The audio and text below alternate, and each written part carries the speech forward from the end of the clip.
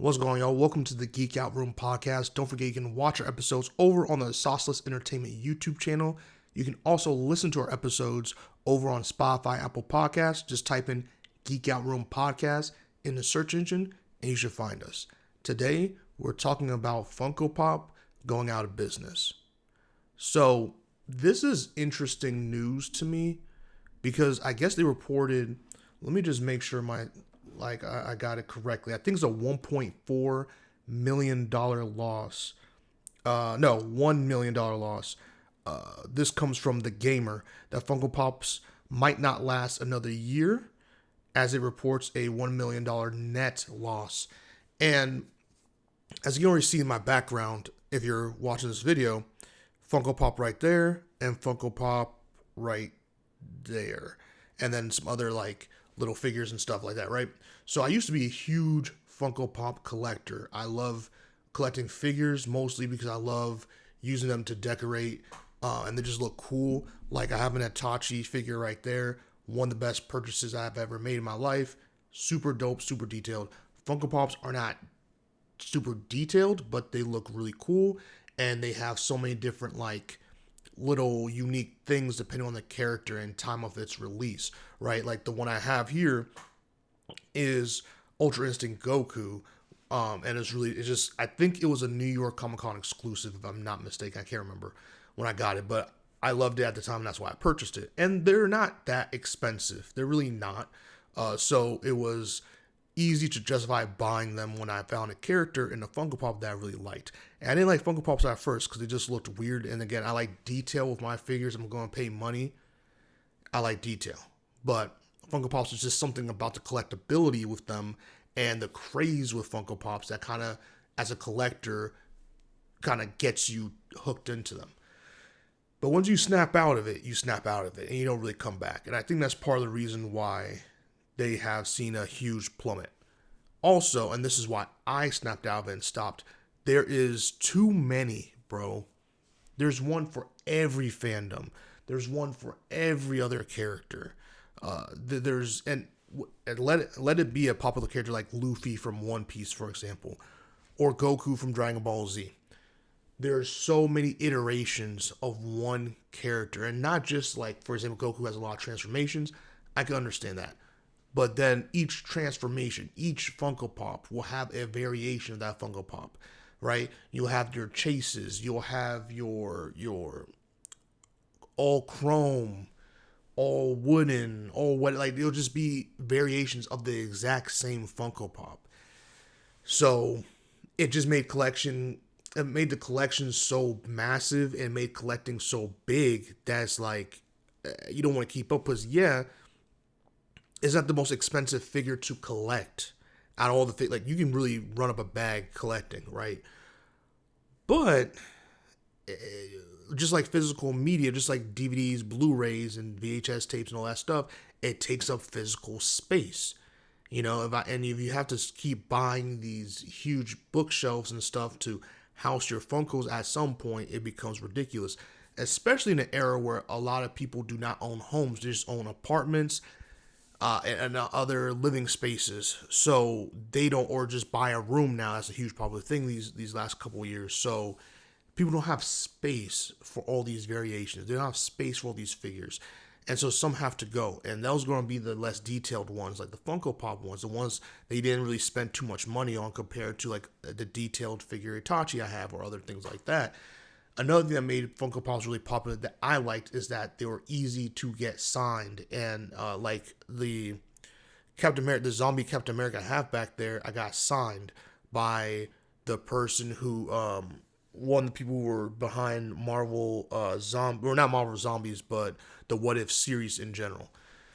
Right? So I got that signed by one of them. So it's easy to sign the cases and display them and preserve them, all that stuff. So Funko Pops have that kind of appeal to them. They can take them to conventions, or you can take them out and about, get them signed, display them really nice and pretty, etc., etc. That's also why I really liked Funko Pops. But like everything else, because so many people wanted to get them signed, they're so easy to get signed, at least the casing, the price for signing Funko Pops have skyrocketed over the last like 4 years. It's skyrocketed. It's become ridiculous. And I get it because you can sign, because how the case is, you can really sign quotables and all these things, and every single thing has a price tag on it. And I get it because there is resale value in it. But it's gotten ridiculous how much it costs to get a Funko Pop signed. It should never cost anyone $100 to sign a Funko Pop case. I'm sorry, unless it's like someone like Mark Hamill or like Harrison Ford, like just someone who does not sign very often. I can understand the price for Funko Pops being that high. Other than that, I just don't see the appeal in making Funko Pops that expensive to get signed. All right. I feel the same way about rookie cards and certain cards, but that's a whole different conversation. Sticking on the topic of Funko Pops, there's too many variations, man.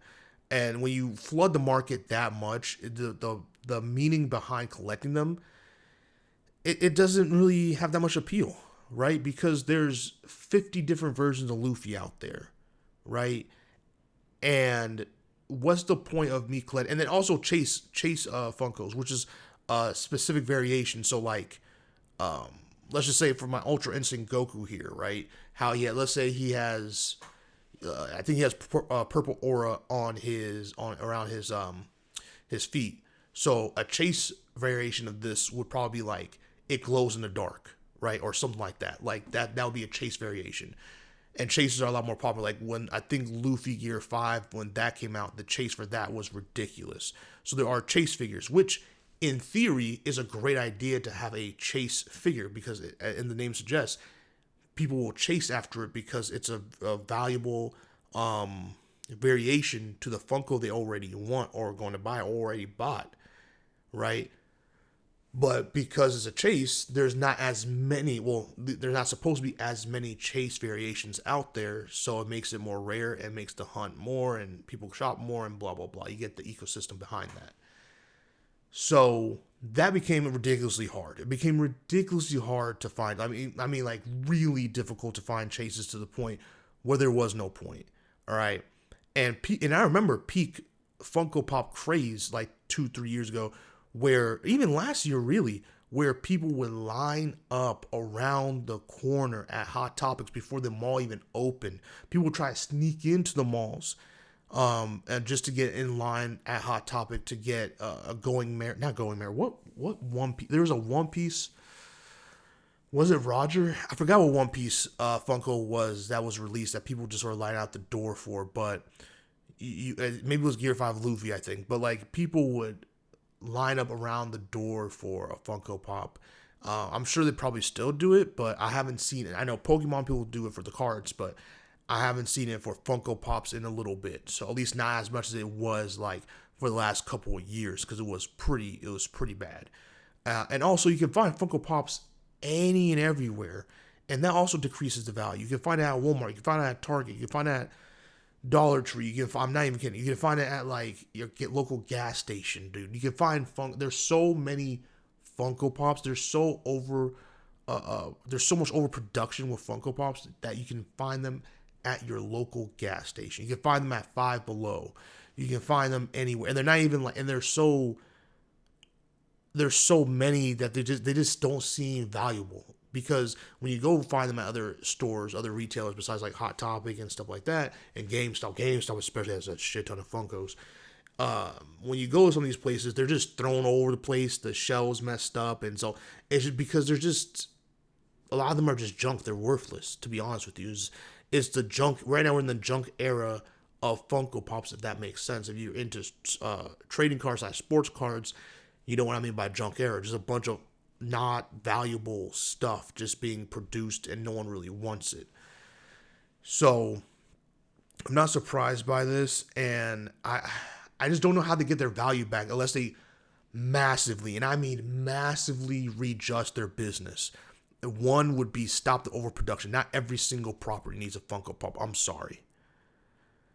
I'm not into like this side of business, so maybe I'm just saying some shit what I'm about to say just doesn't make sense. And that's why I want y'all to comment below. Let me know your thoughts on what Funko could do to save it, or at least when did Funko Pop lose you, right? Answer those two down below.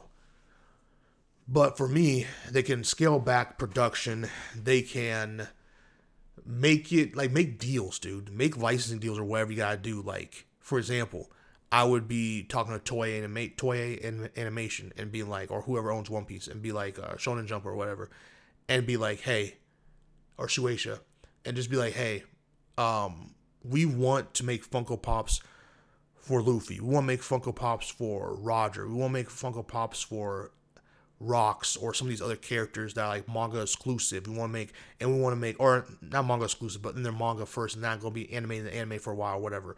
And we want to make manga variations of this Funko Pop or something like that, right?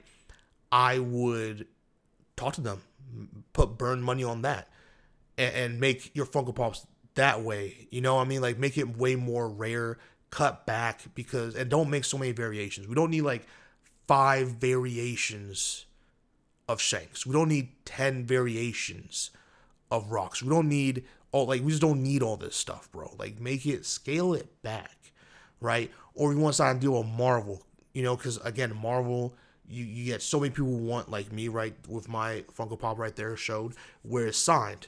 A lot of people want Marvel actors and such and voice actors to sign their Funko Pops. Make a deal with Disney's and Marvel and be like, hey, Funko Pops are popular. It does us huge business. It does you good stuff. Let's sign like some kind of deal, right? Or DC, because DC is still, on the up and coming when it comes to movies. Marvel, Disney has their ecosystem still intact. So it would make more sense to say, hey, we won't produce DC Funkos anymore if we sign exclusive with Marvel. And we'll just do Marvel characters. And when we have Funko Pop pop-up events where we have an actor or something come through and do a signing event for Funko, like stuff like that. Just like scale down your business and put the money in places strategically that make sense, that make your brand, or make your, not even brand, your brand and product more valuable. Make it make more sense. Make people want to spend money on your product. Because right now, there's no reason. There's just no reason to buy Funko Pops for real. Like, yeah, I'm buying a Funko Pop. Cool. It's for Harry Potter. That came out X, Y, and Z years ago. But, it's just some of this stuff just doesn't make sense. So scale down. Make it more exclusive. Not something where it's like you're charging $80 to buy a Funko Pop. That's ridiculous. That's another thing. The resale value on these things are so ass that, like, Funko Pop, like a really hot one, you can get resale value pretty good for like a week, and then it just tanks. Even Funko Pops that have autos on it. Again, autos for Funko Pops are not cheap. Those have plummeted. I've seen people selling like anime Funko Pops, because that's really popular, because voice actors for anime, at least English dub anime characters, tour the country quite a bit, so it's really easy to get their autograph, which is another reason why Funko Pops have lost their value, even the autograph ones, is because these people sign a lot. They go to a lot of conventions a year. Every year they go to so many conventions that it tanks the value of their signature in terms of, for stuff like Funko Pops. The Funko Pop itself has already lost a lot of the value. Now getting it signed by someone who tours a lot tanks that value. So you spent like $100 and something to get someone's auto on a Funko Pop, and you're not getting that money back. You're not even zeroing it out. You're losing money probably every time at this point, right? And there are some exceptions. Again, if you're someone like Hayden Christensen, like some of those people, but even them, because he's been signing quite a bit for the last 2 years, on a Funko Pop anyway, the value will be a little funky. You'll still get bread, but even that's seen a decrease, right? So it gets real spooky. And so Funko Pops are just annoying to ship and handle. It gets annoying sometimes. So Funko Pops can get weird. And so it's just not always worth it. And the big Funko Pops just take up too much room. So those are a lot of my thoughts and opinions on Funko Pops. And I just think they need to scale back. I would not be surprised they don't last. because I just don't know how you just halt production like that and just I think they just need a break. I know Toys R Us is making a huge comeback now. Funko Pop, you could sign something with Toys R Us and make it like, I don't know, I don't want to say make it the exclusive retailer for Funko Pops, but you could do something where it's like, hey, like when a new Funko Pop comes in, one of those exclusive ones, like it'll be a Toys R Us exclusive, right? And they've done that too. They've done GameStop. Sorry, I made this video way longer, or this episode way longer than I wanted to, I guess. But there's just so much to unpack here.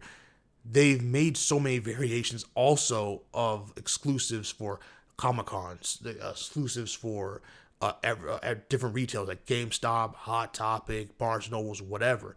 And it's just too much. It's just way too much. And it doesn't feel exclusive. It doesn't, because in like a year or two, I'm going to be able to find that GameStop exclusive or New York Comic Con exclusive. I'll be able to find it either on the resale market for a lot cheaper because the value just tanked and there's no reason to hold on to it anymore. Or I'm gonna find it at Walmart or Five Below or something. Like I'm gonna find it. And again, because there's so many variations, it feels like there's so many Funko Pops that come out in waves every month or every 2 months or something. Like that's what it feels like every week. And that's the problem, is that I just feel like I'm not missing out. That's what's about something that's popular and exclusive or like really hot commodity, is that you feel like you're missing out, so you have to buy it today. And Funko Pop has not been that way in a really long time. The reason why Pokemon cards are so damn popular, or one of the many reasons why they're so damn popular, is because there's a feeling of missing out on something if you do not buy these cards. If you're not willing to wait in line at GameStop at 4 a.m.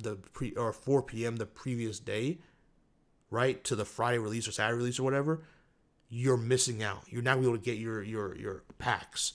And because you're not going to get your packs, you're not going to be able to enjoy the rips. You're not going to be able to enjoy the rips. You won't get those exclusive cards. You get PSA. You're not PSA. You're not making money. You're not making memories. All these things. They're selling an experience at this point. Trading Card Company is selling an experience. And that's why they're on top. Because the experience still right now for Pokemon cards, the gold rush, I like to call it, is still high.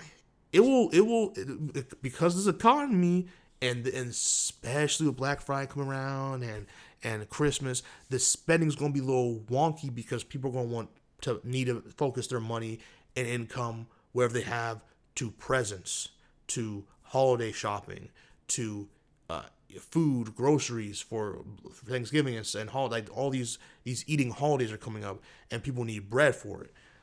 No pun intended. So the money is not going to really be going to some of these things. But you'll still see Pokemon events still be on a high because they're not just selling a product to you. They're selling an experience. If Pokemon wanted to do a Christmas exclusive limited edition pack for Christmas only, it would destroy the world. It would destroy the world. They do it already with regular stuff they produce. Let it be a limited edition 2025 Christmas run. It would destroy the planet. And that's because they sell a hot commodity. Funko Pops could not, there's nothing Funko Pops could do to replicate that type of event. And that's the issue. So like, comment, subscribe, and share. Let me know your thoughts again. Where did Funko Pops lose you if you were ever caught with them to begin with?